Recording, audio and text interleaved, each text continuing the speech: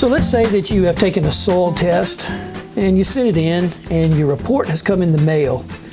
Now all of a sudden you see this report that has all these numbers on it and you don't really know what you're supposed to pay attention to. So we want to take a couple of minutes to help you understand what is the information you're getting from a soil test and how do you interpret that. So when you get your soil test report, the first thing you're going to notice is that there's a lot of numbers on it. So if we go through it, it's pretty easy to understand.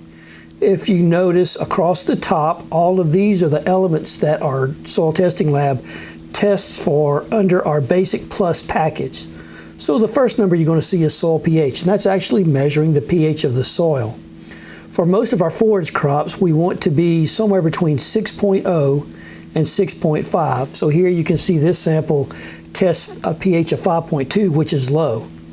As you move across, you're going to see also we're measuring the phosphorus and the potassium level of the soil. And so with each one of these, we're going to be able to tell you whether the value is either low, medium, high, or very high. And that's the case, you'll have either a L, a M, a H, or a VH. So when we look at the phosphorus level in this sample, it tested at 4 pounds per acre, which is low.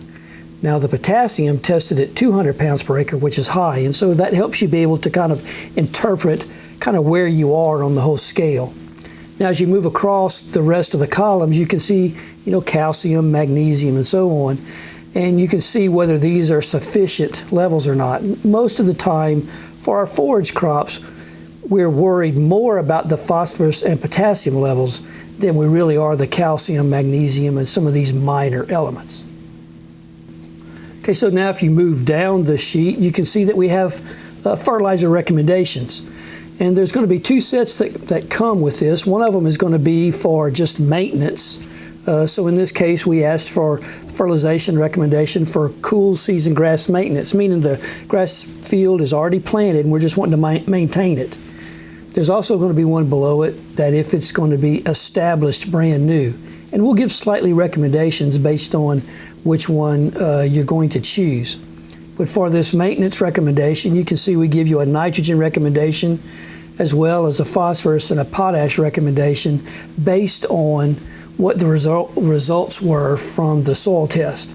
And so make sure you pay attention to those, and those are actually in pounds of nutrient to apply per acre. Then you can also go across and see that we're giving a lime recommendation, and since this soil sample tested at a 5.2 pH, we know it needs lime, and the soil lab is telling us that we need 2 tons per acre of lime. And then at the bottom of the report, you're going to see some notes that will be listed. And in this case, it's telling us about why we have such a large range of a nitrogen recommendation, because under the recommendations for grass hay maintenance, we had between 60 and 165 pounds of nitrogen per acre.